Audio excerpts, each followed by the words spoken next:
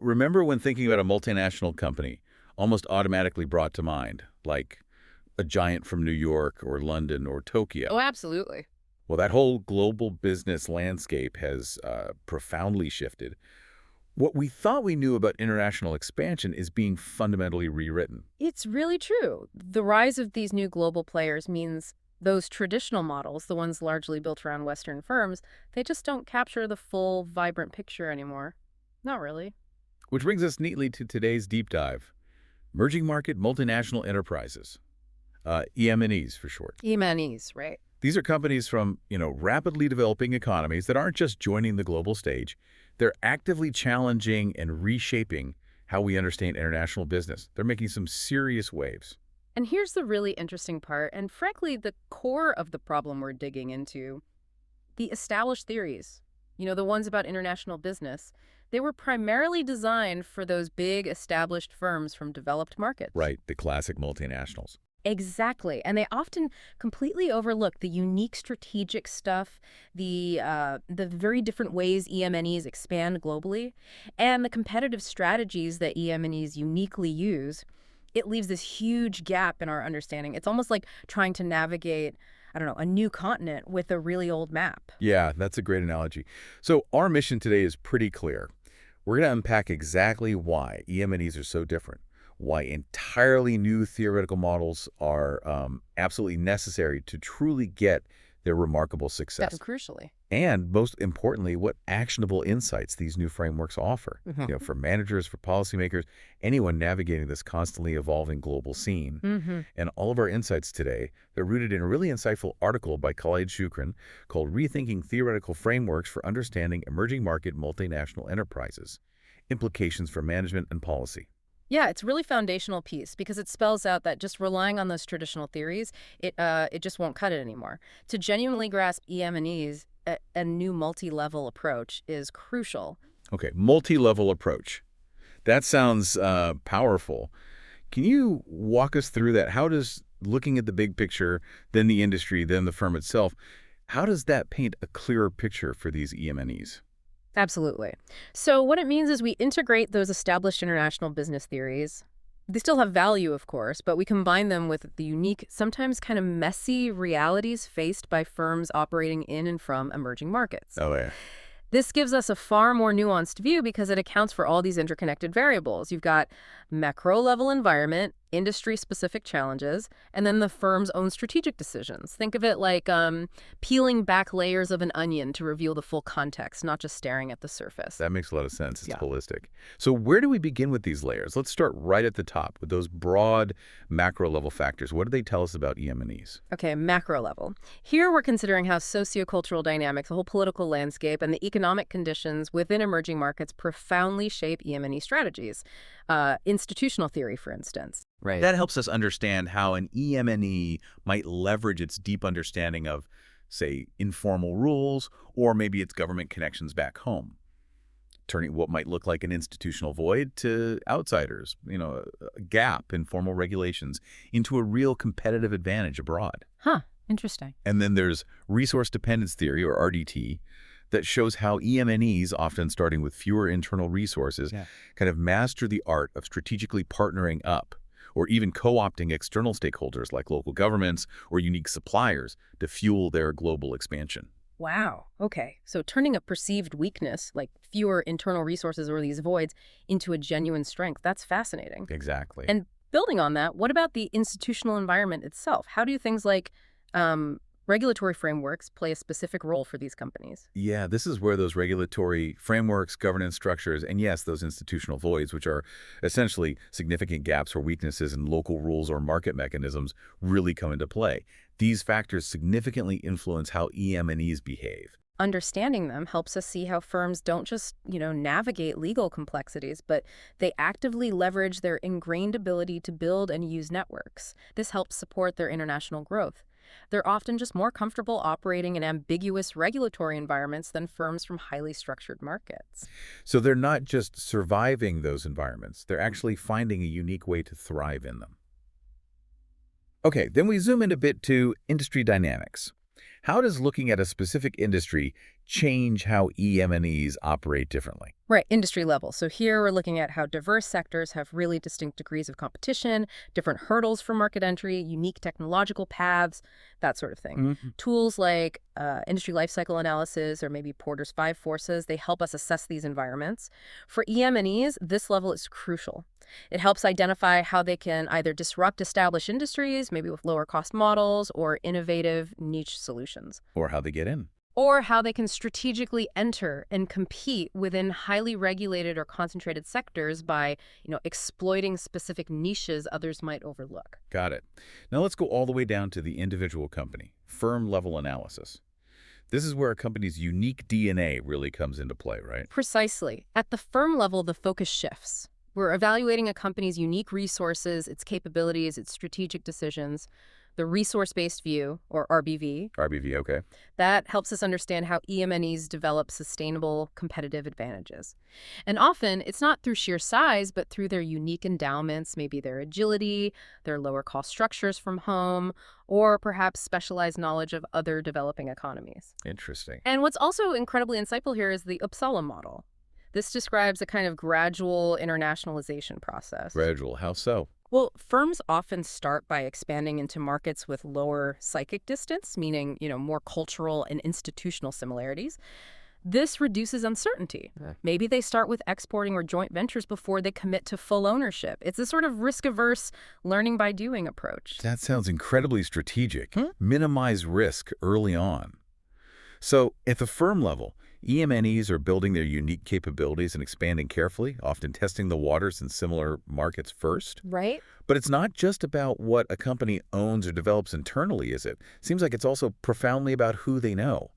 How does network analysis reveal another critical layer here? Oh, that's a great point. Network analysis is absolutely crucial. It looks at the immense importance of relationships with stakeholders, suppliers, customers, partners, the whole ecosystem. EM&Es often really excel at leveraging these external resources and expertise, and this complements that Uppsala model beautifully.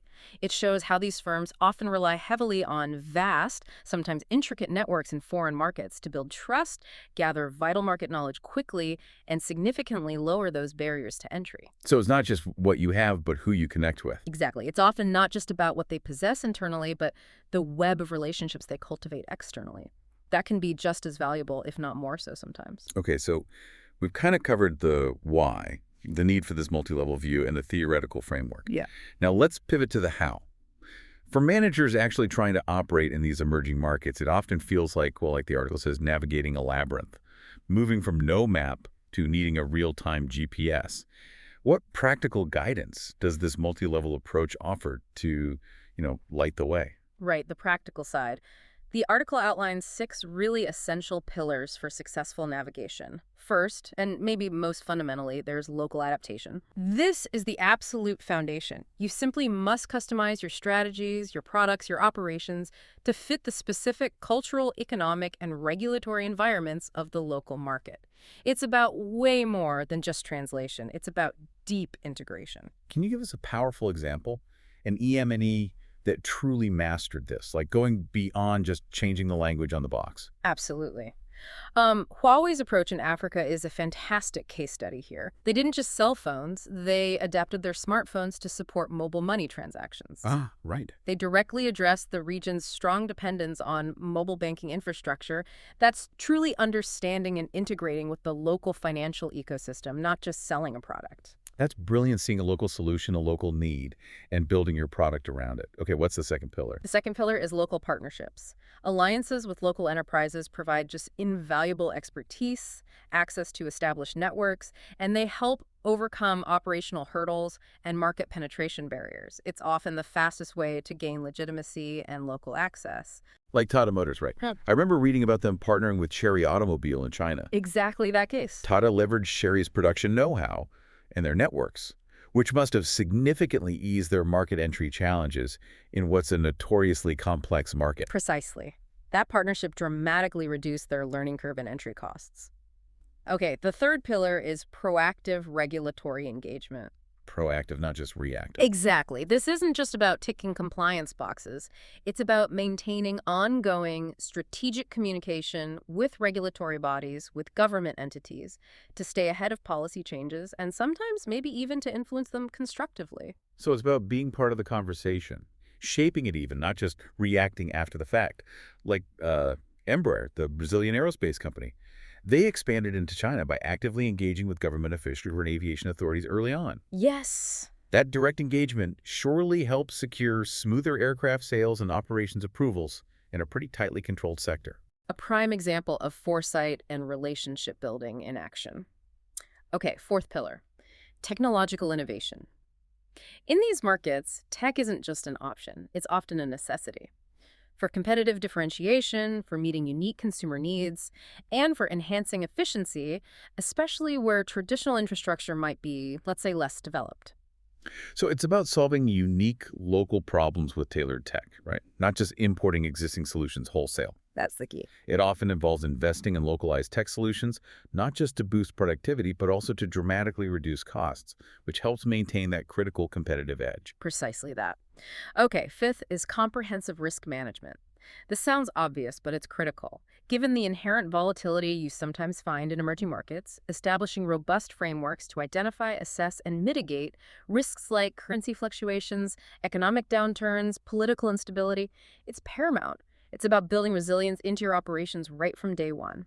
It strikes me that EMNEs, almost by necessity, often operate with a heightened awareness of risk compared to some firms from more stable economies.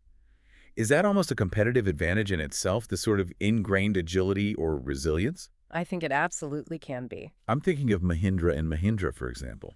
Mitigating risks in Latin America through like a diversified supplier network and implementing currency hedging strategies.